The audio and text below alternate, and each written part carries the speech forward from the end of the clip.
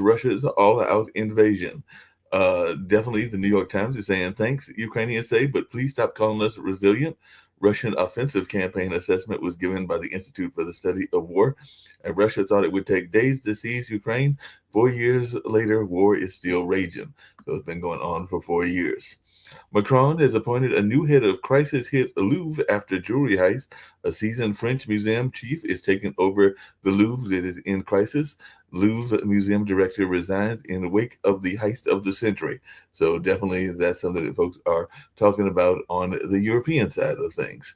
UK police conclude search at former home of King Charles' brother Andrews. So Britain could remove Andrew from the royal line of succession, and Australia Prime Minister backs removing Andrew Mountbatten Windsor from the line of royal succession. So Epstein files are still having an impact on a lot of people around the world. For former Prince Andrews has been released by police. Trump calls his arrest a shame. And India's Modi visits Israel as U.S.-Iran tensions mount. Modi's Israel visit to test India's priorities in the Middle East. So that's definitely something that people are talking about as well. And we'll hear what folks have to say about that. And China issues a dual-use blacklist of 20 Japanese entities. So Chinese is restricting exports to 40 Japanese entities with ties to the military.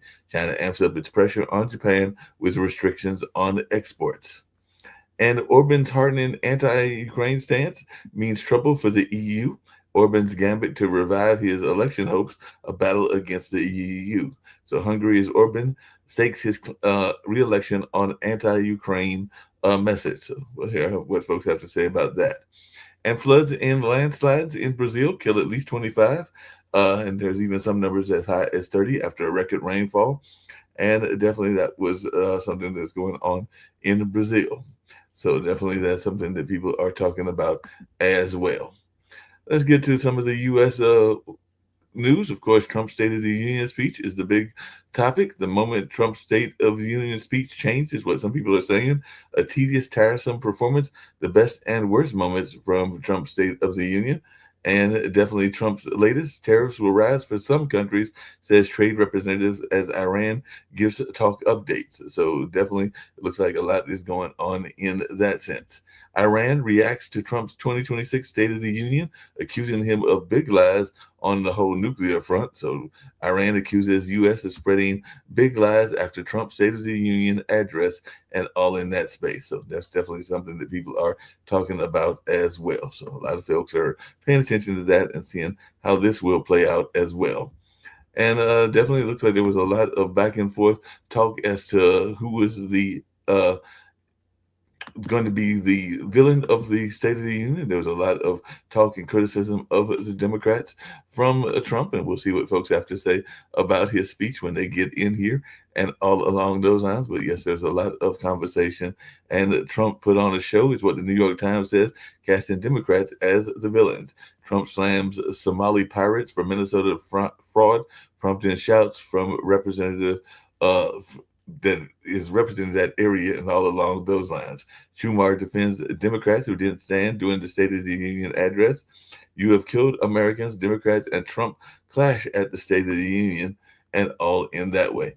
Nancy Guthrie update. Savannah shares new video offering a $1 million reward. So today, co-anchor Savannah Guthrie says family is offering $1 million reward for the recovery of her mother. A group of Mexican mothers with years of experience looking for missing people join the Guthrie search. And DNA is still pending as volunteers find another glove in the search for Nancy Guthrie. And Democratic Virginia Governor Abigail Spanberger questions whether Americans are feeling that golden touch that apparently Trump was trying to say is there. And some people are asking, who is Abigail Spanberger, the Democrat who gave the State of the Union a response? And she asked in her response, is the president working for you? And Spanberger slams Trump on affordability in the State of the Union response as Virginia Democrats push new taxes.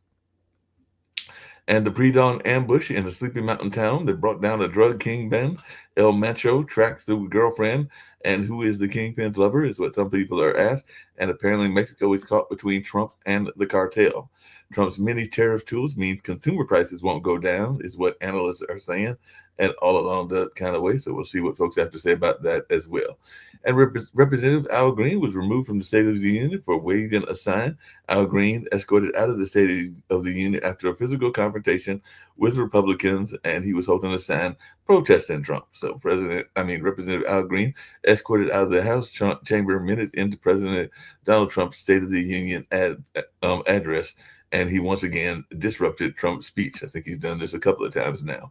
And Trump's Surgeon General picked to appear before the Senate in a highly anticipated hearing. Casey Means, critic of mainstream medicine, is poised to become the nation's top doctor. So folks will find out what's got to say about that. We might even hear from Dr. Pappas what he got to say about this particular individual. And the Northeast U.S. is scrambling to clear pile of snow as a new storm is descending on the region. More snow is falling on the Northeast U.S. as the region scrambles to clear piles from the last snow. So that's definitely something that people are talking about as well. And a U.S. congressman refuses to resign after allegations of an affair with a staffer. So Too Far Boss tech shows Tony Gonzalez pressed female staffer for sexy pics, and Texas Rep Tony Gonzalez is pressured to resign over sexual messages to that staff members, but he's dismissing those calls as of now.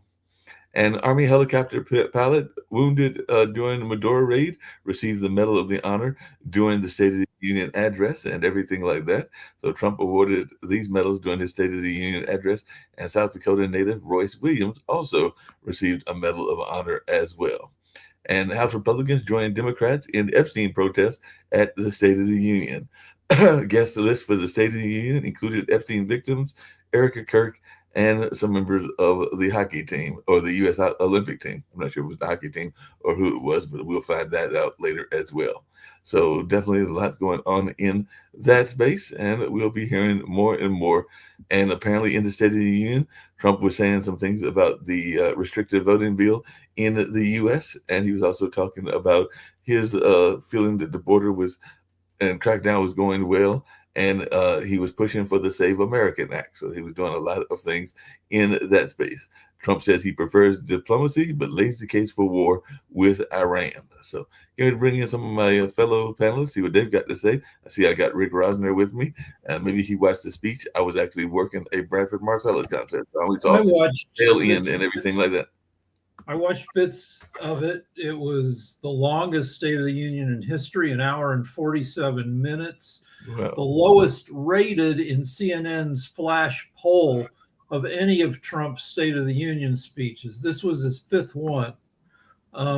Also the lowest rated in a poll of State of the Union speeches made at the beginning of the last five presidents' second year in office. Oh, wow. So he came in at 38% strongly approve among people who watched the speech, which leans Republican because you're gonna, it's gonna have more Republican viewers than Democratic viewers. That's true. Even so, it came in at 38%, highly positive compared to 44% for Trump's last State of the Union, which I think was in 2019. I guess it got canceled in 2020 because of COVID. I think it got canceled that year. Or no, it came in, 44 was Trump's opening speech of 2025 when he had just become president. And then his three, as you know, in his first term were ranked in the 40s, 50s, and So anyway, some people liked it, but not as many as have liked his other speeches. Sasha, did you watch the speech? Yes. What was your reaction, and what did you think of the speech? I've heard some people say that it was the longest speech. He actually broke his last record for a long speech, and I guess he made some points, but a lot of people are also wondered about some of the things he said and how much facts there were. And I don't know how much fact checking has gone on, but I'm sure you did quite a bit of fact checking. So, what did you think of the speech, and what is your assessment of what he said? I don't know if you need really fact checking during the Trump speech, because 95% of everything what he says is a lie. He's lying about economy. He's lying of international situation. He's lying about everything nonstop, and his doggies are keep applauding him, and it's almost like rehearsed when he will tell them, "Okay, I'll say this." And you start to applause, and then in 2.5 minutes I will say that, and you will start applause, and this is absolutely horrible experience. And I was also watching later on the alternative People's State of the Union. Yeah, how That was was that? huh? How was it? It was far more interesting than the State of the Union in Trump's interpretation. There were some very good speeches. I really liked Adam Schiff speech, and many others were actually quite good. So there is a growing resistance to a regime which are all lying. And interestingly enough, there are already so much evidence available about the Epstein files. There are no single arrest, no investigations, nothing happening. While all over the world, take about UK, even the Andrew and this Mendelssohn, they were arrested.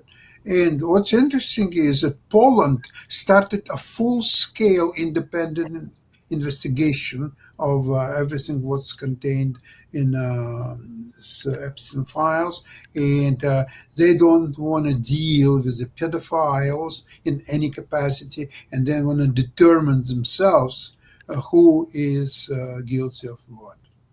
Well, so they want to determine themselves and everything along those So lines. So, the go ahead. question is, was anybody's mind changed by the alternative State of the Union, by the Democratic rebuttal, by Trump's speech?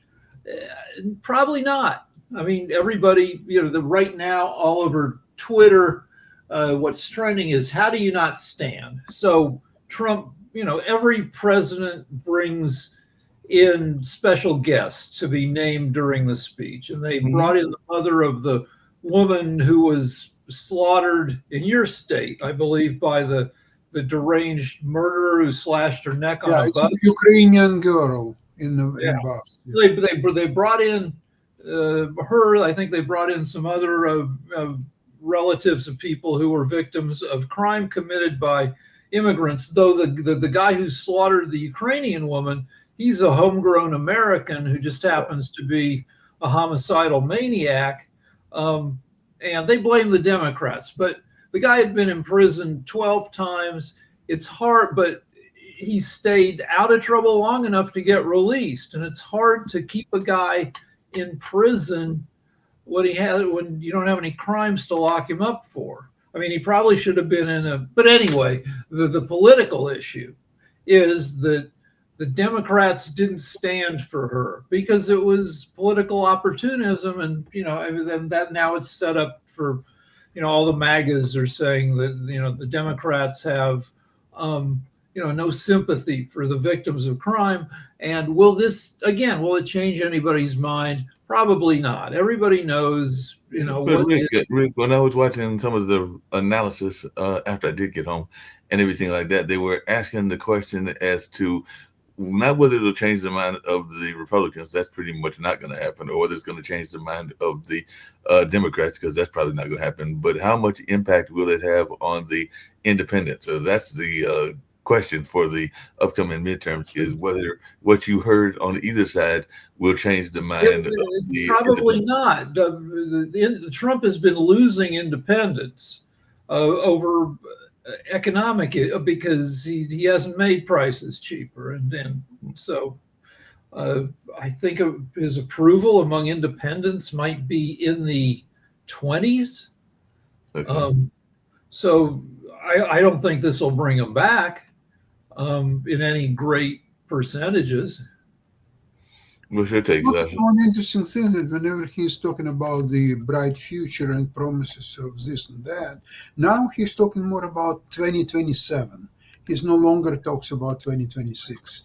When he mentioned several times that he brought investments of $17 trillion, the question number one, where is the money?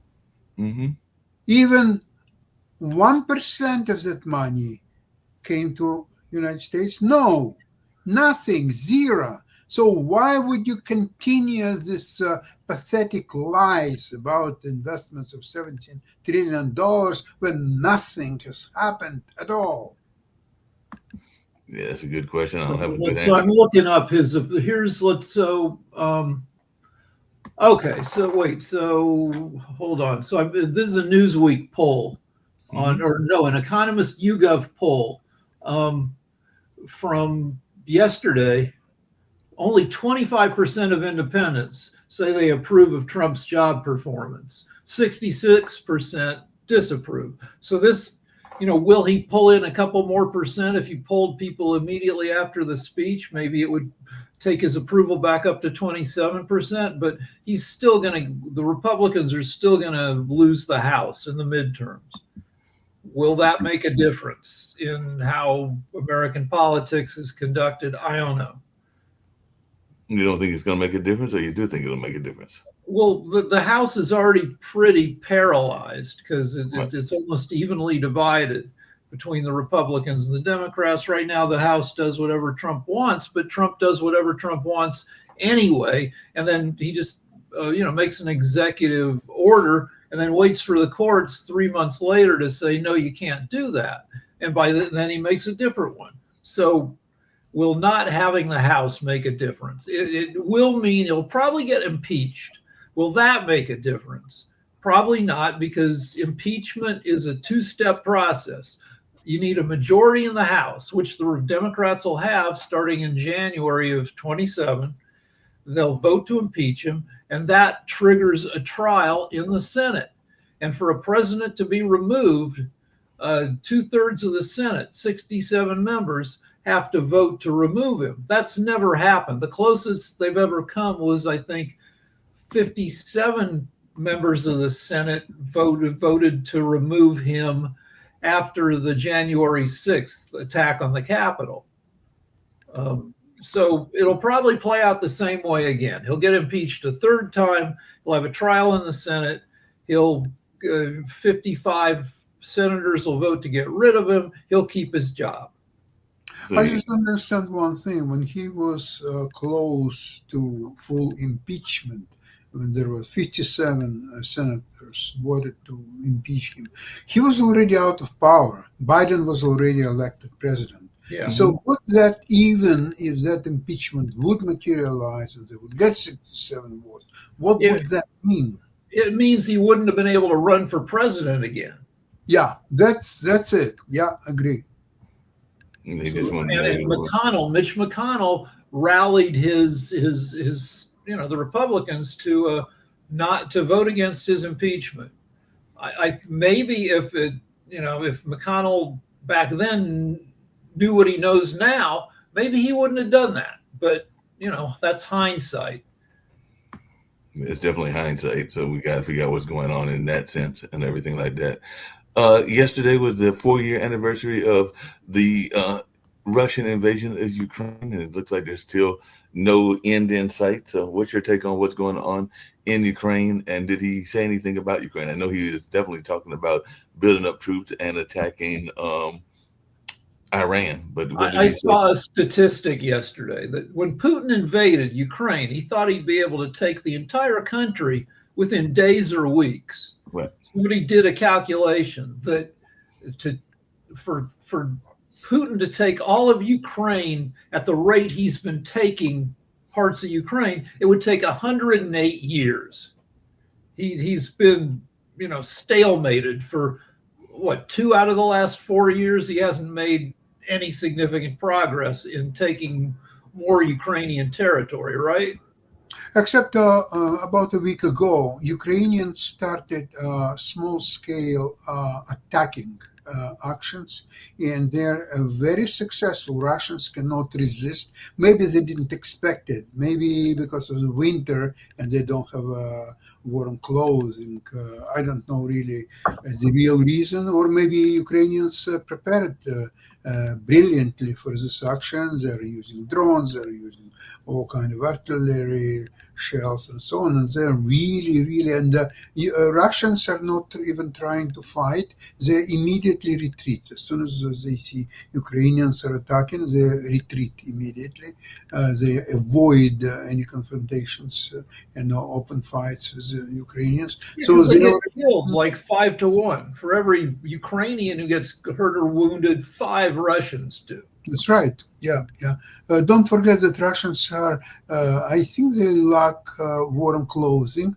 Also, they're smaller than Ukrainians. I'm talking about physically. They're shorter and they're very skinny, and they're absolutely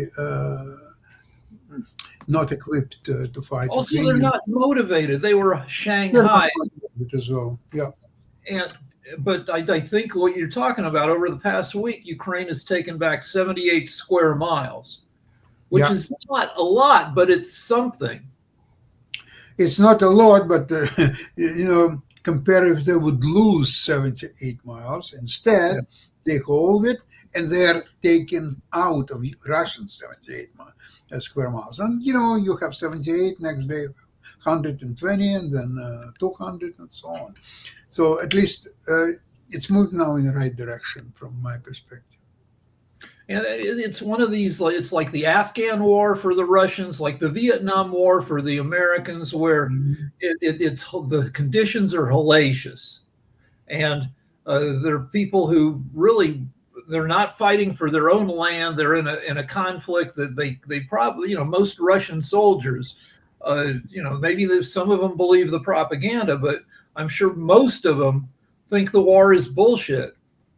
There's something else. I remember that they hire Russian soldiers by paying them 2 million rubles or something like this. So once they got this money, so the major thing on their mind is to survive. So, okay, there are 2 things. You got the money, great. Now, how to survive? That's second very important thing, because you got all the money in the world, but you're dead. It doesn't bode very well for Russian soldiers. So they're trying to grab the money, number 1, and to survive, number 2. And it's probably even more important than money, at least from my point of view. Now, I want to ask you: have you noticed anything in Trump's speech reference to Ukrainian war? I didn't see the whole thing, but I don't think so.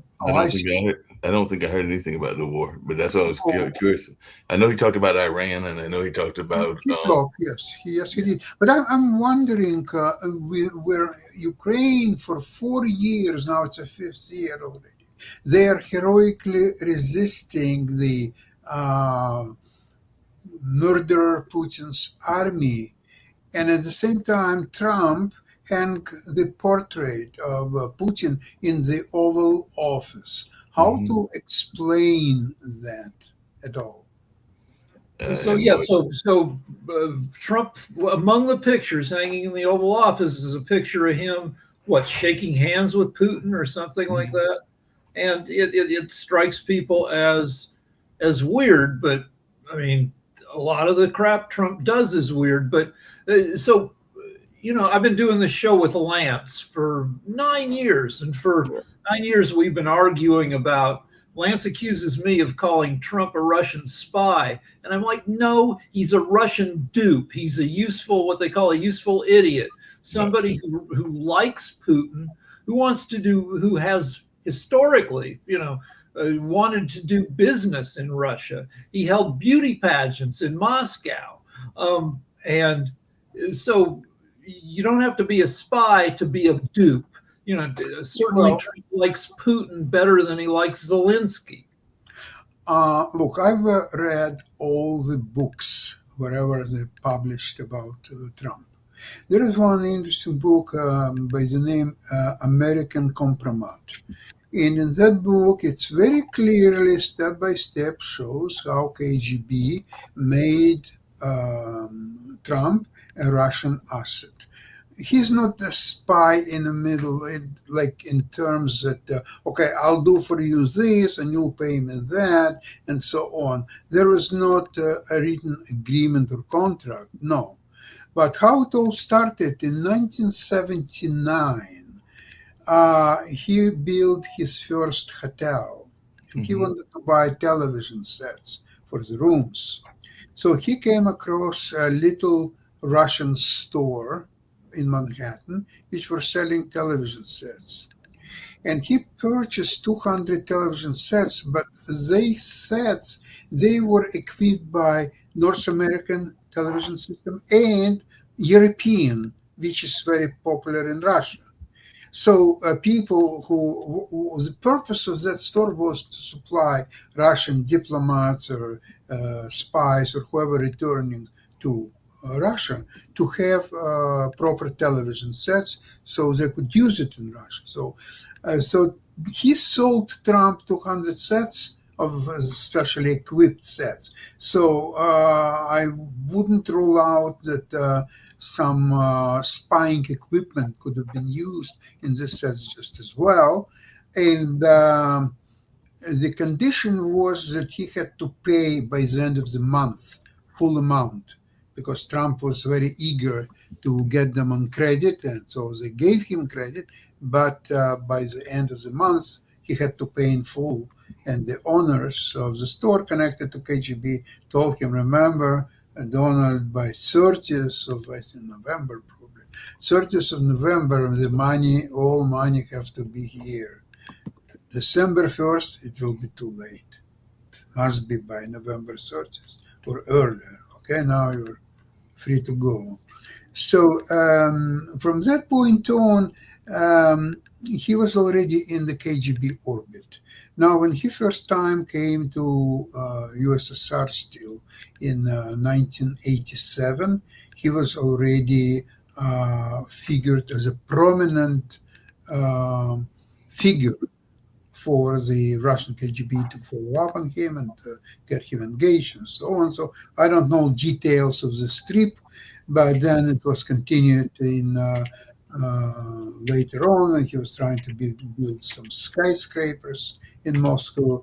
And then it was famous trip for a beauty pageant in 2014, when he is bragging that he had to, as the owner of that pageant, he had to inspect personally each participant by having them in nude and so on. So at that time, he was already in orbit. By 2016, Russians helped him to win election. And so that really goes on and on and on. So you see that you don't have, if only that, okay, so that's his preference. Okay, he's not a normal man. But together with many other things, what's happening with him and to him, and you wondering how a man like that, never mind his convictions, his crimes, and so on, how this man could have been elected. So he was elected by like-minded people who also say, oh, Putin is all right. Okay, yeah, okay, felonies, that's no problem. Oh, you raped somebody. Oh, no, that's okay, it's happening, and so on. So the people who voted for Trump are just the same type of people like Trump is himself.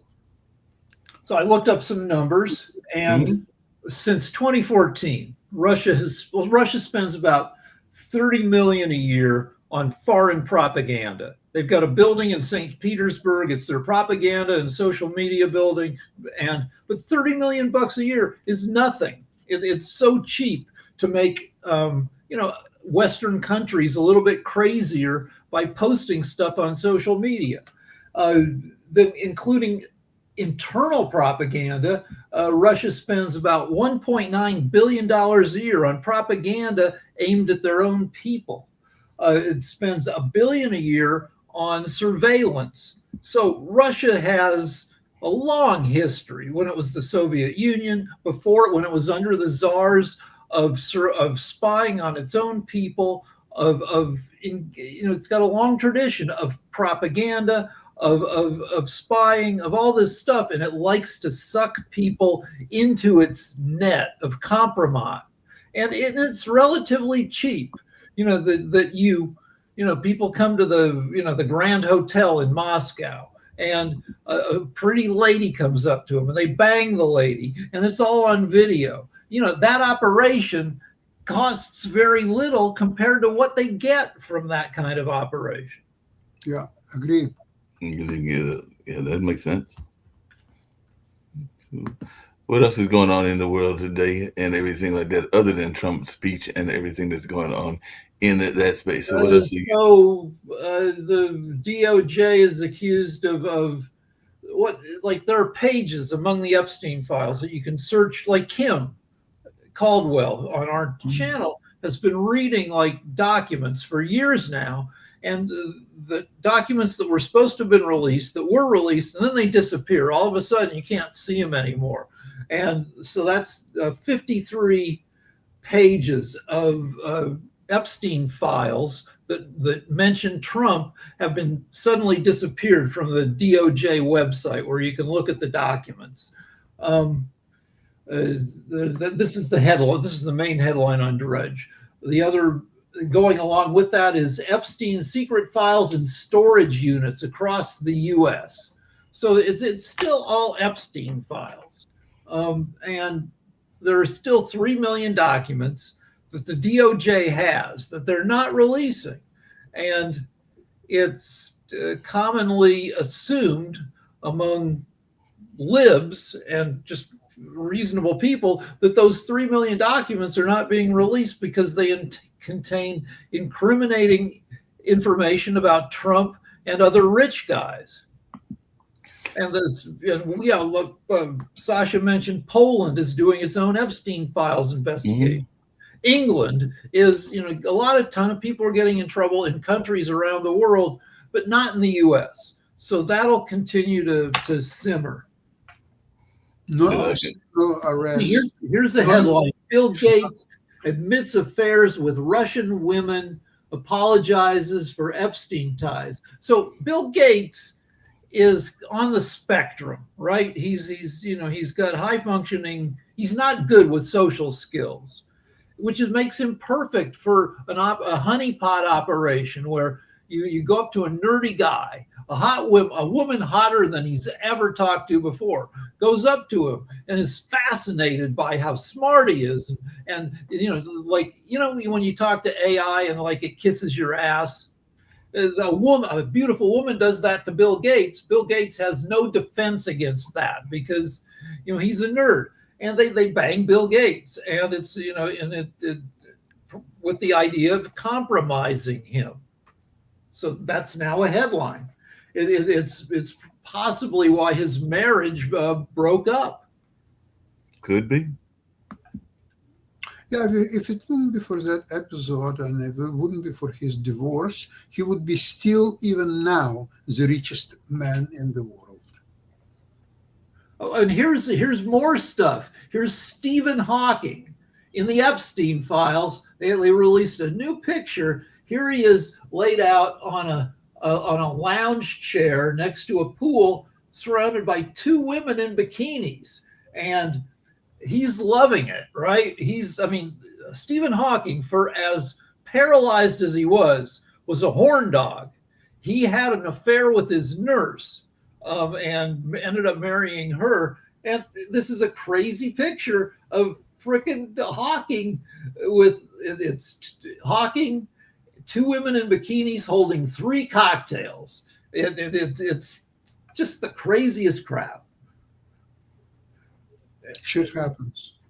Yeah, if people, are susceptible to this shit, that you get flown for free to an island that's full of great food and drinks and pretty ladies and bikinis running around, and you maybe don't. I mean, I don't think Stephen Hawking knew that they were running a child molestation ring. He just knew that they had pretty ladies' bikinis and drinks, but they sucked in a lot of people. I'm wondering now on our network, where are any people defending Trump and Republicans? Where are they? Usually Nick Polivera, usually he defends that. We used to have some other people, like including Shaquille, including some others. Where are all they? Or they disappeared, they vanished. So they get disgusted with how liberal we are, or I mean, Nick really he defends Trump just to make Toby go crazy. It's me, Sasha. They Yeah. hate me because I don't let them run around and propagate stuff. So Right. they get mad at me for calling them out on their BS because I am not taking their BS. So they run away. But Yeah. to some extent, Nick looks at this show a little bit like professional wrestling, and he's going to be the heel. And I think he thinks that some heated arguing is good for viewership. Some of that Toby says is real. Some of it is fake. He looks more at the Facebook than I do and everything. But he does say some things on Facebook that make you wonder how much of it is real and how much of it is Memorex and everything like that. But yes, I do think that he does some stuff just to aggravate and to pick up whatever ratings we have and everything like that. But yes, there might be some actual authentic beliefs as well. Toby, your take on this? I mean, there are some things that you can tell that Nick is joking about, Right. but then there are some things that you can tell Nick is very. This is what he is, and he does have Republican leanings, and there's nothing wrong with that. He does have conservative leanings, but there's nothing wrong with that. But the things that he holds on to, you can see, he's actually fighting for those things. Some of the things you can tell, like when he jumps on RFK. You can tell he's joking. But when he goes to transgender issues, that's all Nick. When he goes to lack of or trying to pull funding from some places, we shouldn't fund internet fraud. That's all Nick. So you can tell there's some things that's him and some things is like, I'm just playing. So, I mean, mostly we're bashing Trump, but Trump does do some stuff. Most of the stuff he does is ridiculous, but some of the stuff might not be, like working with the president of Mexico to go after cartel leaders. They assassinated the leader of a major cartel, which it seems like it's not a bad thing. It's led to some it's led to Puerto Vallarta being burned in places by angry but that's not. You can't immediately say that that's more Trump stupidity. It's the thing is, it's not really that. It's a matter of bashing Trump, and that's where the sensitivities and hackles go up. Because if you say anything about, if Biden were in office and he were to destabilize Venezuela by taking away Maduro the way that Trump did, I'm going to criticize Biden the same way. Because that is not the way that we're supposed to do things. If Clinton were in office and he shares a video of depicting black people as apes, I'm going to be down his throat just like I'm going to be upset about what Trump is doing. So it's not a matter of bashing Trump; it's a matter of bashing what's happening. And the man is dominating the news cycle. He actually is doing that himself. That was his plan. So it's not the matter that we're bashing Trump. That's the news of the day. He has an effect on the stock market. When the stock market is tanking because the man goes out there and says some dumb stuff about tariffs, and now the stock market drops because he's creating instability, are we supposed to avoid the actual reason? It's tough. Like the late night hosts and the mainstream media get criticized for being like largely negative in their reporting about Trump. But the trouble is Trump is the source of the stories that people, conservatives criticize Kimmel and Colbert. It's like, why is it always Trump every day? And believe me, the people on those shows are equally frustrated. They would rather, I'm sure, it not be Trump every day, but Trump is front and center doing stuff that you have to comment about. Obama, to some extent, Obama was conflict averse. No drama, Obama. Hard to get your comedy hooks into that. Biden was old, didn't like speaking in public because anytime he fumbled his words, it ends up in a clip on Fox News played over and over. So he hides for years. Hard to get your comedy hooks into that. Trump is out on his, he's standing in the hallway of Air Force One every day saying shit to reporters. It's a tough environment for reporting, for comedy. Well, the crazy part is that Trump came from TV. That's all he was. He didn't come from business. He came from TV. And he also came from radio. It came from going on Howard Stern every week. And all of the people that he put in the positions of power literally came from TV. Hegseth was TV. He was not from three dozen members of his staff came from Fox News. And so that was their plan, to dominate the media market, the media cycle. And now that stuff is bad because he thought that he could do the whole I hate making the relationship to it or the connection to it, but that's the old thing. You repeat the lie loud enough, or you repeat the lie enough, people will start to believe it. And that was their whole thing, was utilizing propaganda to keep pushing out as much as they can. What's his name? Steve Bannon, another media figure.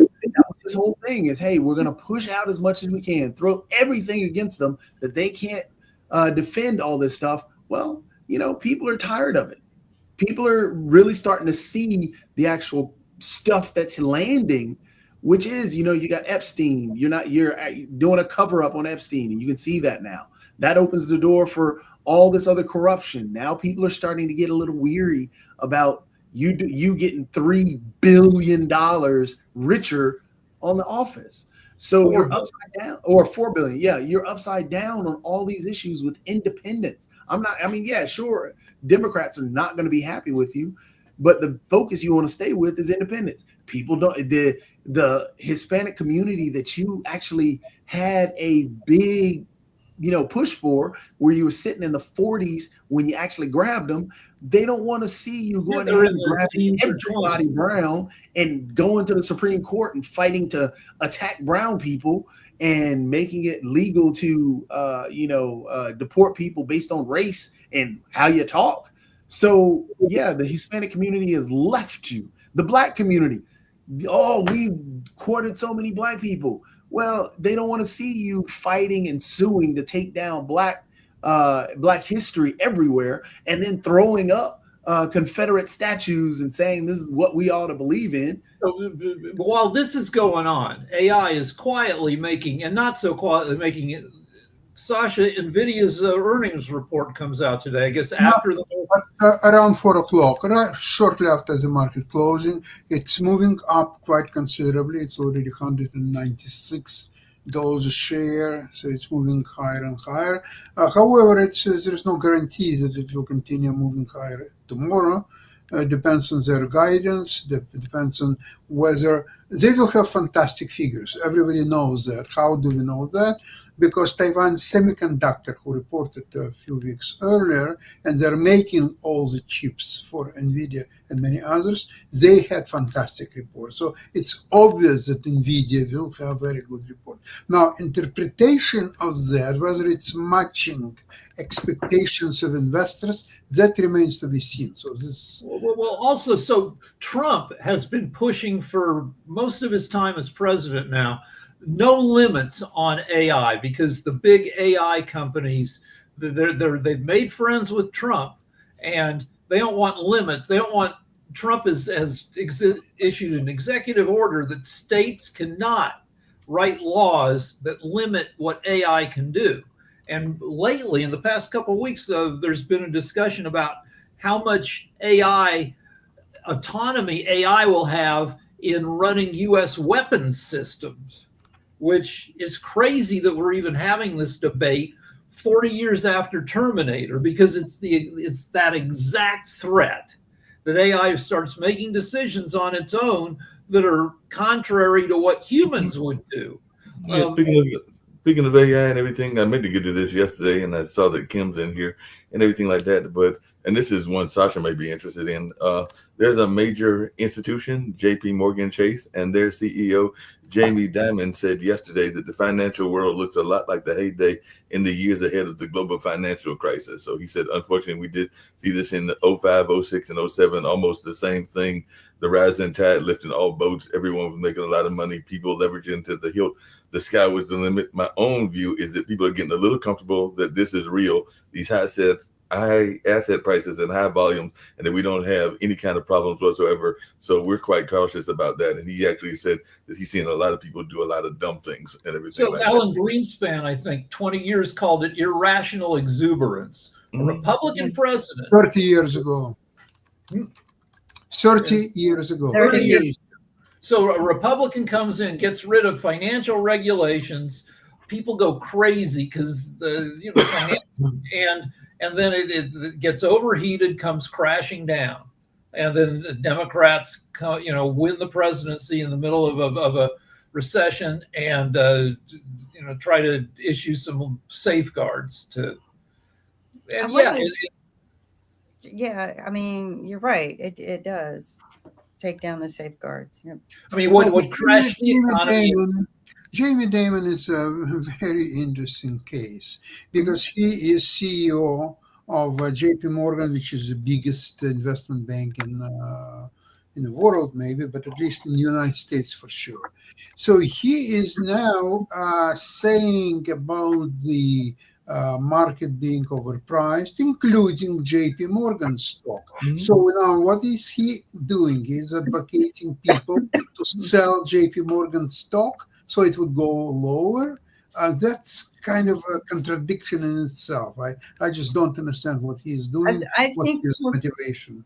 I think when all the records get released, JP Morgan's going to take a little bit of a hit because they are a big name and a big name in one of the major lawsuits of Epstein. They're huge. They were a huge bank for Epstein, and they were supposed to red flag Epstein's transactions.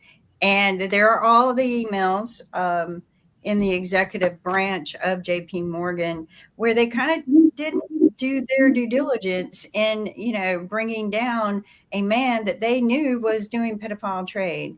And it was because of the money that was being brought in from his transactions, his clients, and his alliances, because he brought people to the bank. So I think JP Morgan maybe they see the writing on the wall. I don't know. I don't know how people are going to look at JP Morgan. A lot of the people that were there at the time are gone.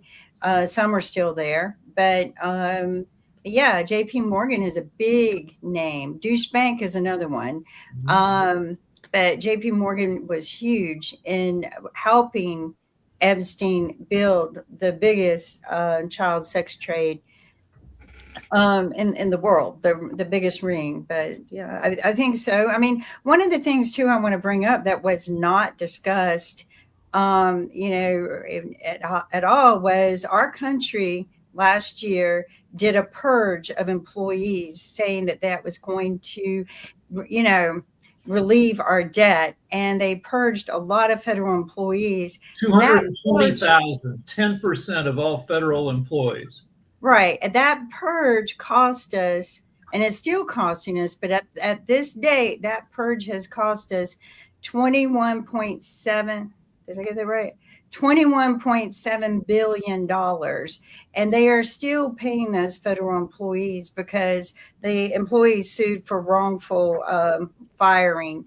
And so the federal government provided an indefinite payment to these employees. It's indefinite how long that they will be able to collect. But the thing is that it's still costing us, but it cost us $21.7 billion. That's a lot of money that we didn't have to spend. We could have kept those employees, reallocated their purpose. Instead, we're paying them to stay home, raise their families, enjoy life, take a vacation, but they're still being paid. But there is fallout even deeper than that, because all those fired employees, they are not going to purchase real estate. They are not going to spend lavishly on cars or some other indulgences. So their families will not do as well, obviously. Yeah, but So this is chain reaction. Very. Yeah, the ripple effect, the chain reaction of and the impact complete overall is reduced spending, because you have a limited income now and you don't know when it's going to end. You don't know when, because you're still relying on a government check, and we know that Trump and Elon proved that they can cut those anytime they wanted. But the disturbing fact is the ripple effect to the economy, and the cash flow kind of came to an end because people are just going to spend what they 100% need and cut back tremendously. But the cost of living has gone up tremendously, so they can't afford to do many other things. They're not buying new cars. They're not buying houses. Tell me, Kim, were you surprised that Elon Musk was not there and he was not even mentioned once? No. Trump. What's happened to the richest man in the world? I think that they're having a standoff over the Epstein files. I haven't looked at the redacted version that Trump released, but Epstein's name is very big in there, but you can't redact his name from where it's at. Musk's name. Musk's. So, yeah, and so maybe there's a standoff there. I don't know, but Musk has got his own things that he's working on now. He's got his own things and everything. Hey, Kim, what is your opinion on, because we only got a few more minutes to go, on Abigail? Because a lot of people are thinking that she definitely raised her stakes in terms of being a force in the Democratic Party with her alternative speech to the State of the Union. But what was your take on Abigail Spanberger and anybody else that wants to? I thought she was pretty eloquent, but very direct on her opinions. I wish she would have toned it down a wee bit and just stated what she plans to do to correct the problems, because that's what we're dealing with right now, is no one's correcting any of the problems. We're all pointing out the problems. We're all pointing out the obvious cause of those problems, but who's doing anything about it? It's just like we've had evidence in the Epstein files for over 20 years, and only one person is serving time for the evidence produced in those files, yet thousands of men participated in those illicit activities. We have fingers being pointed for everything, and no one, absolutely no one, is doing anything about it. But wait a sec. When all levers of power are in hands of Republicans, how Democrats can affect the ongoing procedures? They just don't have the levers. That's it. So all they can criticize, which what they're doing. They can object to certain things, what they're doing. But rather than that, they cannot do anything. So it's, I think it's not right. So we're forgetting one important clause of the Constitution. We, the people, are the government. They serve us, and we need to stand up and make those demands. If they're not doing their job, we need to get them out of office. But we, the people, are the one. But one of the biggest things that happened this week was a testimony by a whistleblower who was training ICE, and he testified before everyone that ICE immediately, in the very beginning, and we talked about this yesterday, got minimal training for handling weapons and to be a real police officer, as they should, but they were also trained to violate the Constitution and violate our rights and to go into our houses and to terrorize us. Now, this testimony was interesting to me, but it didn't mean anything to me unless somebody was going to do something about it. And I mean, walk that talk. Well, Republican came forward after that testimony happened. A Republican senator of Florida came forward and he said, yeah, we Republicans, we kind of screwed up because we didn't correct that when it started. We didn't make any corrections. These are his words. You can go look at his video, and we should have. And now it's up to the Democrats to fix. That's pretty much what he's saying. We know we screwed up. We know we let them do this. We, the Republicans, allowed it. and we didn't go in and correct it. Now we're going to leave it to the Democrats to correct. And I'll see if I can pull it up to play for tomorrow because we're running short on time. But that was curious to me because now it looks like the Republican senators and congressmen who are responsible for a lot of this happening are starting to backpedal and apologize and say, yeah, I'm going to do a confession here. We shouldn't have done that. And I'm wondering, is that so nobody holds them accountable? But here's what needs to happen. We need to fire every one of those Republicans who knew about it, knew that it was wrong, failed to correct it, and replace their seats, apparently, with competent, conscious Democrats who will fix it, because that's exactly what he said. The Democrats are going to fix it. And he was upset about it. He was upset about saying the fact that the Democrats are going to fix it. Why don't we just say humans will fix it? But this is the problem with this country. They divide us that way. And we're not Democrats and Republicans. Well, the problem is the money in politics means that political ego. That the people in Congress have to spend half of their time. It's like having a second job. One job is doing the politics. The other job is doing the fundraising. The people who are willing to do this are often lower quality politicians. So, I mean, just the average. Well, I don't think money anymore should be. I think we should take money out of the factor. No Yeah, one but should. how? Because you got to get those very politicians who are used to the system to vote against the money, which we haven't been able to do. Right. But we, the people, should be able to walk in and do it, but we don't because we're groomed to not do anything, just sit back, work our jobs. But the scary part is the head of education, what's her name? I can't remember. She has now pushed all of the education K through 12 in the public sector under the Department of Labor. It is no longer operated under the Department of Education. And that's just curious to me why. And they all go, oh, no, it's just high school. But no, she pushed K through 12 into the sector of the Department of Labor. And they're all saying, well, that's so that we can align these kids to train them to work. No, that's so that they can make them your slaves. But the labor laws were being adjusted down in Florida a couple of months ago, where they were passing laws of what age can start working. And I mean, it's getting to be, I don't know, scary. I'm glad I don't have children right now. I'm glad my children are adults. I should say that. I'm glad my children are adults. But think about what's going on an overall picture. Take a look at the overall picture, of what they're doing in that area. But I've got a problem when you've got a Republican senator going, yeah, we screwed up, and now the Democrats the Democrats will fix it. And he was upset about that. So and innocent people were killed because these people, the law enforcement that they sent out there was not properly trained before they were given a gun and badge. And they were told to violate our constitutional rights.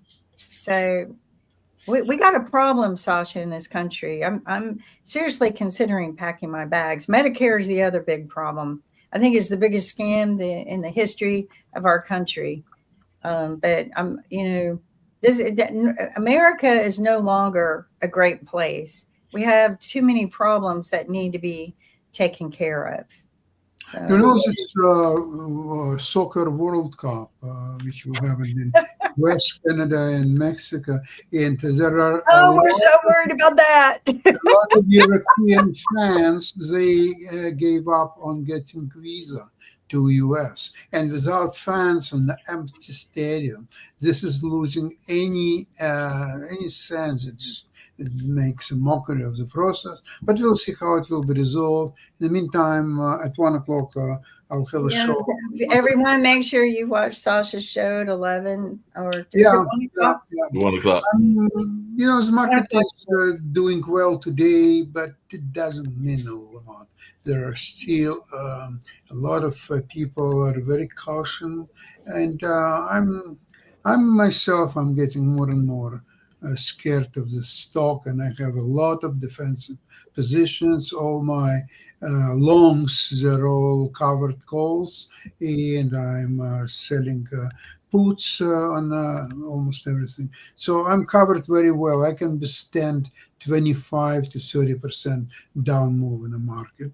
But we'll see how it will. Not everyone can, and not everyone protected themselves. I mean, I even left some open, and I shouldn't have.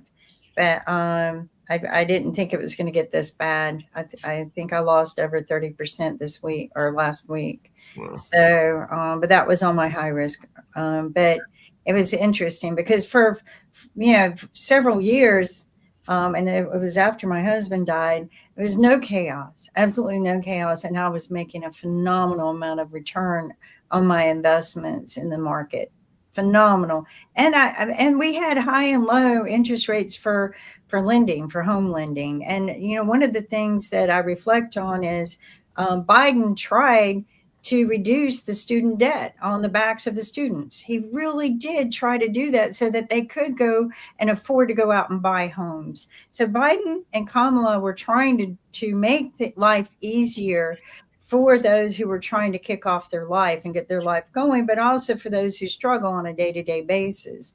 And now I see more and more people having to move back in with their families and maybe unite, but I'm just giving a fair warning out there. None of my MAGA family can come here. But the thing is it's getting disturbing because people are making excuses rather than fixing the problem. And I didn't see any congressman or anyone say, all right, we know this is a problem. Let's fix it. Nobody's fixing it. In any other place, a man who is accused of raping children at the volume that Trump is and that some of the other men are in those files, they would have been arrested, thrown in jail, and had to wait for trial. They wouldn't even been able to post bond. None. And they would have had to wait for trial. Most of them would have been found guilty if it was any other men. And this is disturbing that justice does not serve at all. And our Justice Department, our Congress, our senators are not correcting the problems. This is disturbing. Well, did you notice that yesterday Trump in the open was bashing the Supreme Court? I've never seen that happen at all. It's impossible to see, but that's what America getting used to.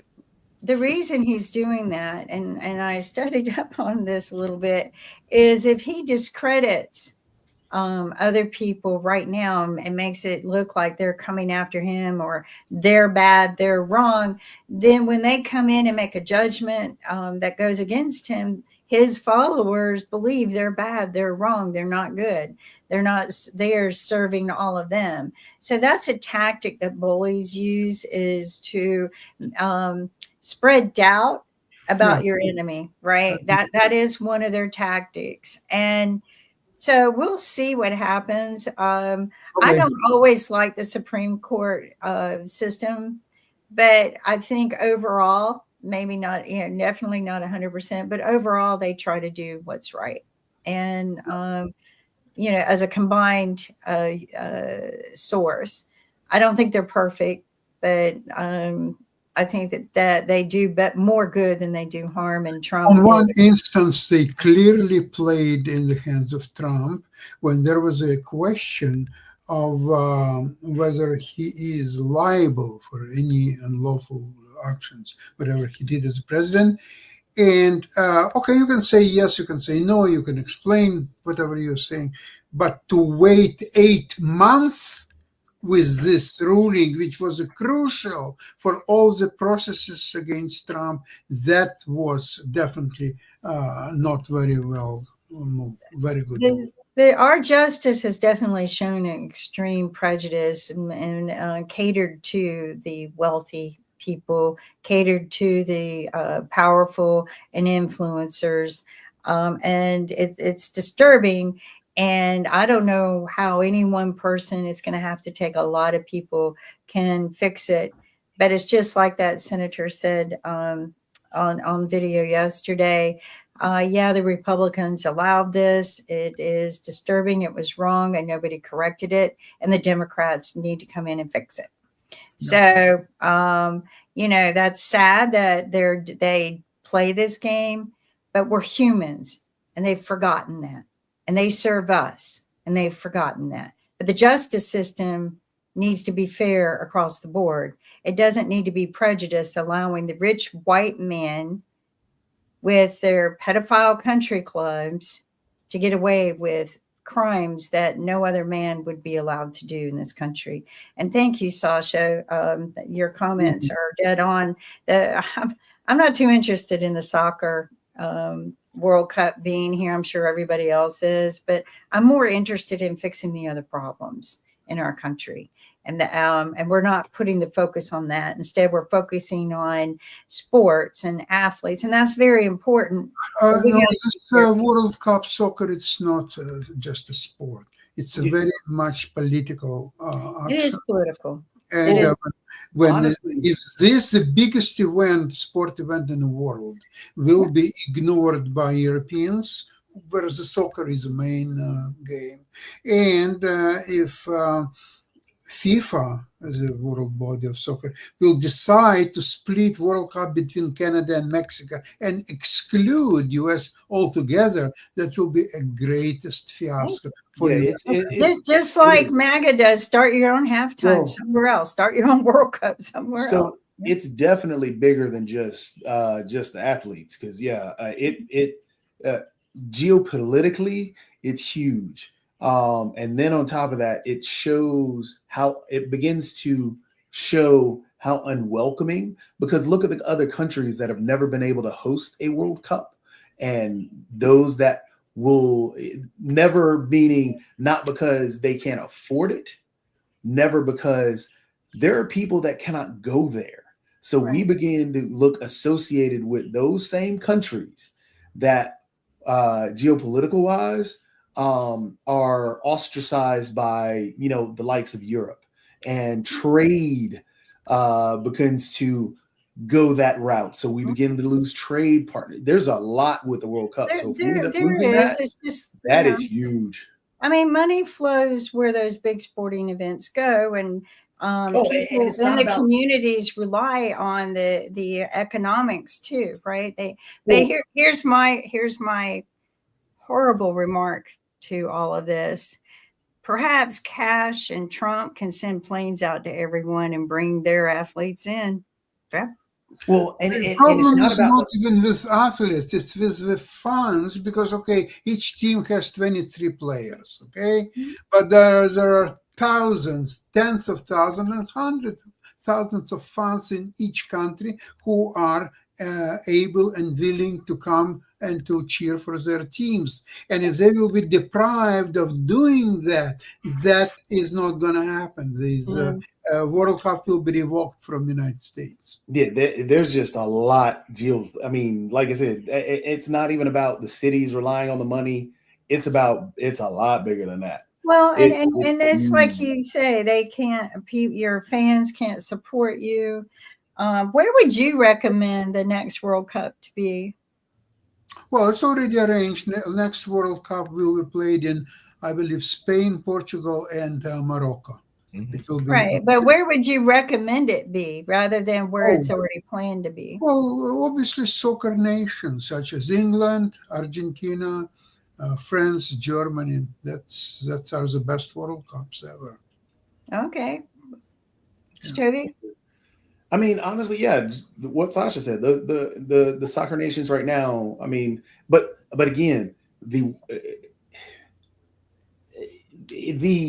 effect of where the World Cup goes, that leads to tourism the next year. That leads to, new immigrants moving into wherever they're going to be next year. And I'm not talking about just coming in to visit. I'm talking about living. People move to where the World Cup has been. So And don't forget, in the United States, the major base of soccer fans, they're all from Latin America. And Latin Americans will be scared even to show up on the stadium because they could be arrested and interrogated and that stuff. So who is going? Is going to watch I this? mean, I'm thinking it was a really big mistake on the World Cup to do this, but I think that they should have put in consideration of their athletes and the people who have been supporting them for years. I don't think it should have been here, but it's not my business. And it's not what I really care about. I care more about what's going on and getting our country safe again. I don't even travel anymore. And after what Mark told me yesterday about TSA not communicating between each other anymore, I'm canceling all my trip. I canceled all my international travel this year. I was supposed to go off with a friend celebrating her 55th birthday. We've been planning this for over a year. We canceled because internationally it's just too scary. So then we started planning nationally. And I'm like, nope. So now I talked to her yesterday. Now we're planning train trips. We're not even planning plane trips. We're trying to see how can we get anywhere on train. It will go down to bus trips and then streetcar trips and walking trips. And then we saw this trip to go to Montreal. From New York to Montreal, and it looks so beautiful. Oh my God. But we both forgot that's going international. Canada might not want us. I'm really scared to cross that border. So, because she said, well, look, we can get our passports. And I'm really scared, because it's not going over. And I believe that Canada people would treat us nice, but it's coming back through that border. At least I never heard about any actions against visiting Americans by Canada. No, I haven't heard any going over. But there are a lot of actions of Americans against Canadians visiting the United States. In certain places, they require fingerprints when you're crossing the border. So imagine the stupidity. You don't need visa to go from Canada to the US, but you have to submit to fingerprints. You have to submit your fingerprints. You have to do that at Disney World. Something else happened. Now, if you are staying 29 days on a trip, that's maximum. If you want to stay 30 days or longer, then you have to register. You have to pay $150 for this registration, so which will allow you to stay for another 29 days, hopefully. So this is completely interrupts any plans for like snowbirds or any people who want to stay longer in the United States than 29 days. You can't do it anymore. But my fear isn't so much going to the other countries, which I dearly love, many of them that I travel to. It's coming back home. Because they have been literally detaining people. And if you're not traveling with someone, you're alone, and people don't know to check on you for 2 or 3 days, they could detain you and put you somewhere for 2 or 3 days and destroy your house, destroy your mind, destroy your, they can just destroy you. Many people have gone missing, Sasha. Many people have been dragged away, detained, and gone missing on their trips. So, I mean, as beautiful as that road trip looks, I'm going to have to put it off until Trump is gone. But yeah, I mean, it's taken away a lot of happiness. Trump has taken away a lot of happiness in this country, and it's not Democrats. And I've noticed a lot of Republicans are coming out of their shell because of the Epstein file stuff, that they're starting to get angry because they have daughters and they want to know why the men aren't held accountable. So that part, I expected to eventually start coming about because most of them are rednecks who would take a man behind a woodshed and beat the crap out of him for raping his daughter. So, I'm waiting to see that uprise. I'm waiting to see it happen. But, and then maybe once we correct our morals, we'll get back our financials. But until then, watch Sasha's show later on today and learn how to better invest, because I'm going to have to. Okay. And thank you very much for watching us. Thank you guys for joining us on the panel. We'll see you tomorrow, 10 a.m. Eastern Standard Time on World Edition, podtv.tv. Please hit that like button. Take care. Thank you. Bye-bye. Bye. I gotta, where's the, oh God, I hate this. All right.